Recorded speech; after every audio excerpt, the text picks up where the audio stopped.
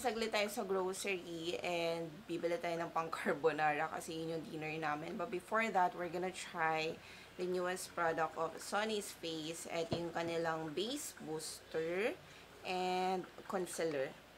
Actually, mayroon na silang concealer, pero this one kasi, it's a liquid form. Ang cute ng packaging. Ayan o, ganda. Ang lakas maka-aesthetic, minimalist. And yung shade na kinuha ko dito is linen. So, linen is more on a neutral side, medium neutral side. Actually, ito yung middle shade nila. Sa base booster naman, this is number 3.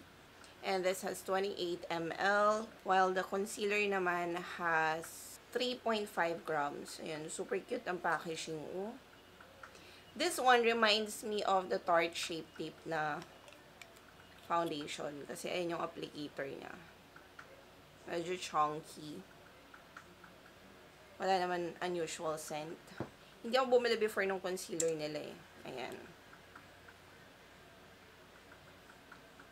Well, hindi naman ako bumibili pag hindi ako interested sa product.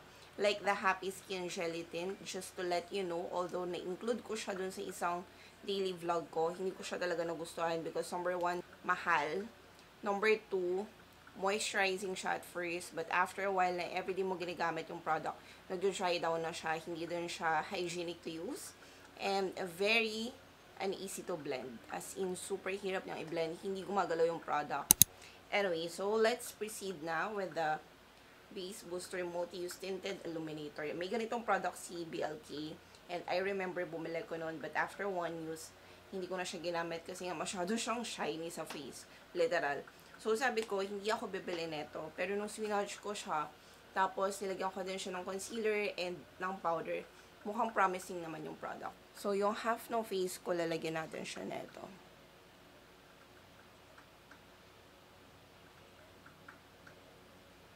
Manipis lang tong product na to, in fairness. You can easily blend it using your finger, kahit hindi ka na mag-brush. And this one, it looks really nice. Glowing skin but better pag tinignan nyo siya sa salamin. You can use it alone, tapos lagyan nyo na lang ng blush para mas glowy-glowy tingnan yung face nyo. But you can also use it with foundation or powder. Ayan. O, diba? Saka madali siya ma-absorb ng skin. Like, nagsiset siya agad. Ito yung walang illuminator. Dry, flat. This one with the illuminator. However, if you have oily skin, ako kasi yung T-zone nag-oil up sa akin. So, I suggest to set it with matte powder or top it off with matte foundation. O, diba, sa malayo.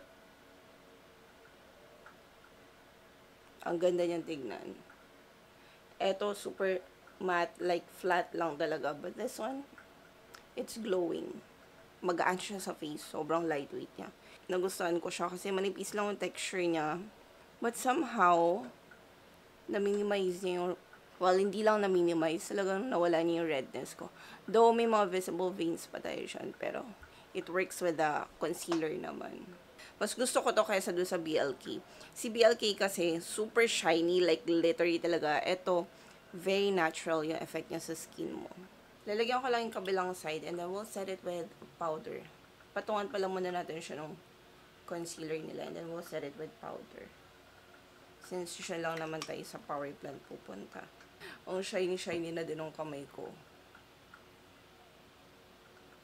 Ang maganda lang kasi dito, pag naset na din siya ng powder, like hindi na siya ganun ka-glowy. Kung yun yung kinakatakot niya na baka super shiny ng face. You know, pag sinagyan naman siya ng powder or ng foundation, mababawasan niya yung parang glowiness, yung parang shiny na itsura. But healthy shiny kasi yung effect niya. Super nice. Maganda dito pang lagay sa ganito. Lalo na pag naka-sleeveless kayo. Pag payat ko, magaganan ako. Saka dito. Para medyo shiny-shiny. But I love it. Ang ganda talaga ng effect niya sa skin. Hindi ako nang hinayang dun sa presyo kasi maganda siya. Nagustuhan ko talaga to. Somehow, kita pa din yung mga visible veins ko. Ayan siya. Kaya ang gagawin ko, maglalagay lang ako. Itong concealer, dot-dot lang siya. Tapos sa under eyes.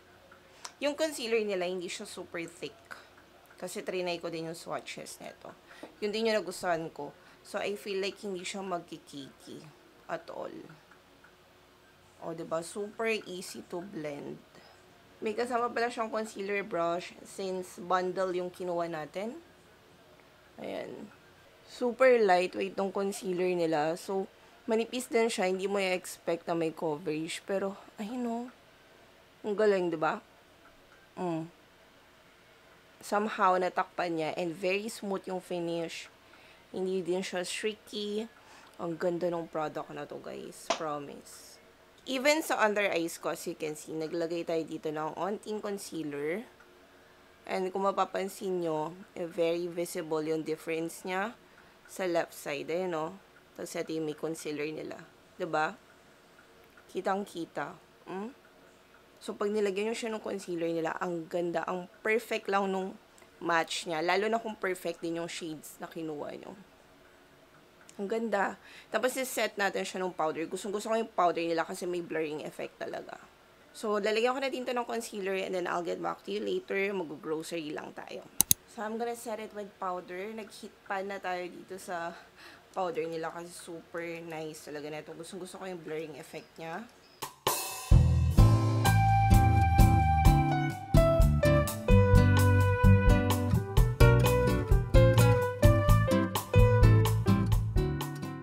Ito yung may Sunny's powder, ito yung wala.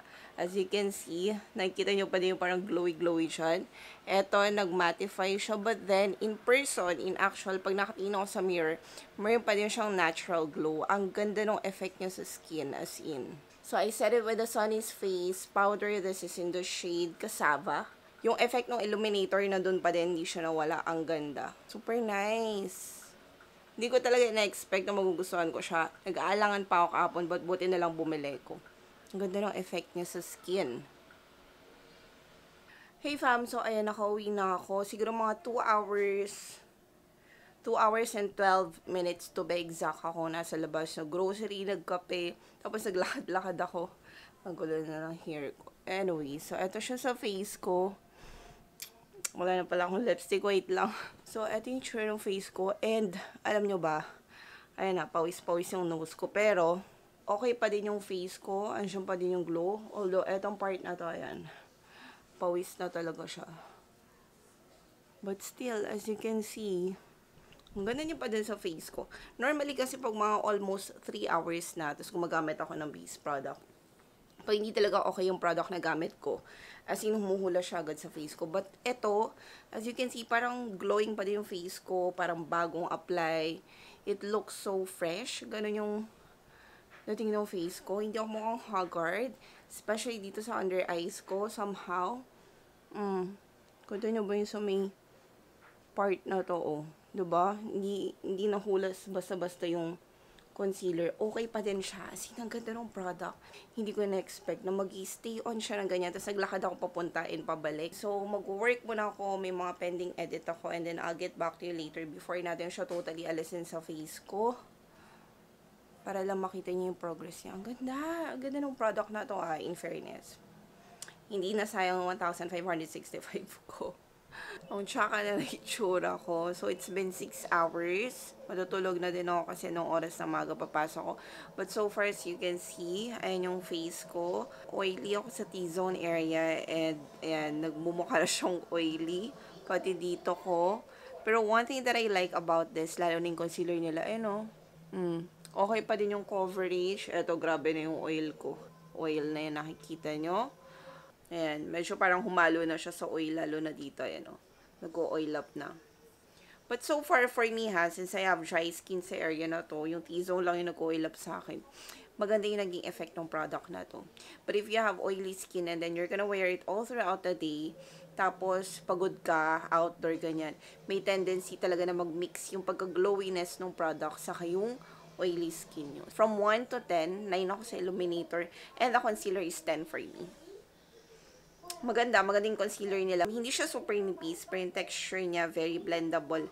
Pero, hindi din siya kikiki. Anyway, so I hope you enjoyed this video. That's it for today's vlog. Update ko na lang kayo sa mga daily vlogs ko. Since eto din naman yung isusot natin for a week. Thank you so much for watching. Don't forget to like this video, comment, and subscribe. Ang tsaka ko na kasi nga, anong oras na. I'll see you again in the next one.